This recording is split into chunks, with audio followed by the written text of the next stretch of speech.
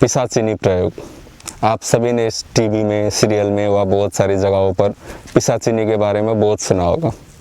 पिशाचिनी असल में एक प्रेत योनि है जो अपने अधूरे इच्छा के वजह से भटकी हुई एक आत्मा है।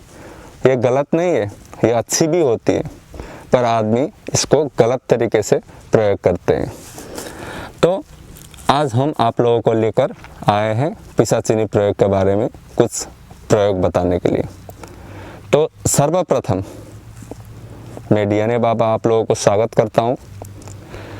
और उसके बाद पिशाचिनी प्रयोग ये कैसे संपन्न किया जाए, ये कैसे किया जाता है, इसके लिए आपको शमशान में जाना ज़रूरी है। अगर आप शमशान में गए और शमशान में जाने के बाद ही इस प्रयोग को कर सकते हैं। तो आपको क्या करना है, जब भी कोई स्त्री मर जाए, जैसे कि आपके समाज में जो है और जिसकी कास्ट होती है वो सबसे लोअर कास्ट की हो, तो जो लोअर कास्ट की कोई भी औरत मर जाए, स्त्री मर जाए, तो आपको उस चिता के पीछे पीछे जाना है।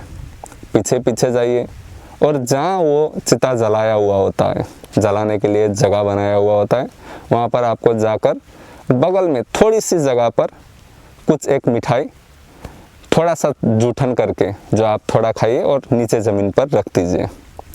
और रखने के बाद दूर बैठकर जलती हुई चिता को देखकर आपको क्या बोलना है, ओम उच्छिष्ट चांडालिनी देवी महापिशाचिनी क्लीं ठा ठा स्वाहा। आप फिर से सुनिए, ओम उच्छिष्ट चांडालिनी देवी महापिशाचिनी क्लीं ठा ठा स्वाहा। ये मंत्र है। तो ये पिशाचिनी का मंत्र हुआ। जब तक चिता शुरू से अंतिम तक ना जल जाए तब तक आपको जाप करना है। और जाप करने के बाद जब सभी लोग लाश को जलाकर चले जाएंगे तो आपको उस जगह पर पहुंचना है। और वहां पहुंचकर जो चिता के नीचे की ज़मीन है, जो राख है, वहां से आपको 7 कंकड़ लेकर आना है। छोटी छोटी 7 कंकड़। और घर के अंदर नहीं रखना है उसको। अगर आप घर के अंदर रखेंगे तो दूसरा ही प्रयोग होगा। अगर इसी को थोड़ा प्रयोग बढ़ाएंगे तो वो आपके सामने प्रत्यक्षीकरण भी होगा। वो कभी मैं बाद में आपको बताऊंगा। पर अभी बहुत लोगों के अनुरोध से मैं इस हिसाब से बता रहा हूँ कि जो आपके पैसे लेकर चला गया हो, जिसने आपको बहुत दुख दिया हो, या आपके ज़मीन और संपत्ति और आपके खुद के प्राण में संकट आया हुआ हो, तभी आप ये प्रयोग कर सकते हैं। तो आपको क्या करना है, वो 7 कंकड़ लेकर आइए। और आने के बाद उसमें थोड़ा सा, मतलब कुछ 2-4 बूंदे देसी दारू डालनी है और लोबान का धूप उसको सुलगाकर यही मंत्र से उसको अभिमंत्रित करना है फिर से।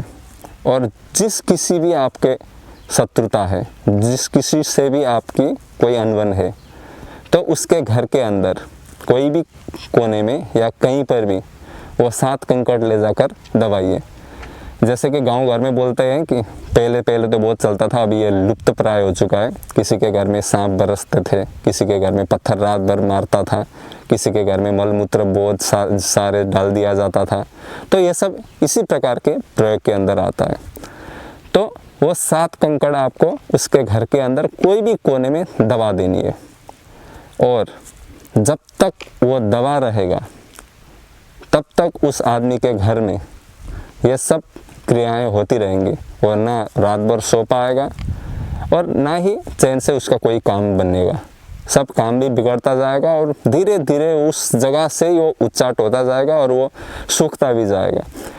जब तक वो आपका अगर पैसा खाया हुआ है तो पैसा वापस ना दे, या जब तक आपको वो अच्छा नहीं करेगा, अथवा जब तक उसके मन में आपके प्रति बुरी भाव है, तब तक वो छोड़ेगी नहीं। तो ये प्रयोग में भी 1-2 सीमाएं होती है। ये प्रयोग तो आसान है देखने में, एक चिता जलती हुई चिता के ऊपर जाए, जाप करे, पत्थर लाए, डाल दिए, पर इतना भी आसान नहीं है। अगर उस आदमी का कोई भी गलती ना हो, क्योंकि पिशाचिनी है, वो तो भूत भविष्य वर्तमान सब जान सकते हैं। जैसे कि आपने सुना होगा कर्ण पिशाचिनी सभी जानती है, भूत भविष्य वर्तमान। तो ये भी पिशाचिनी तो है, तो ये भी अच्छे और बुरे समझ सकती है। ये खास में अच्छी पिशाचिनी है। हमने गलत हिसाब से प्रयोग करने के लिए यहाँ पर आपको बता रहे हैं। तो इस पिशाचिनी को सब कुछ पता रहता है कि कौन अच्छा है, कौन बुरा है, कौन सही है, कौन गलत है।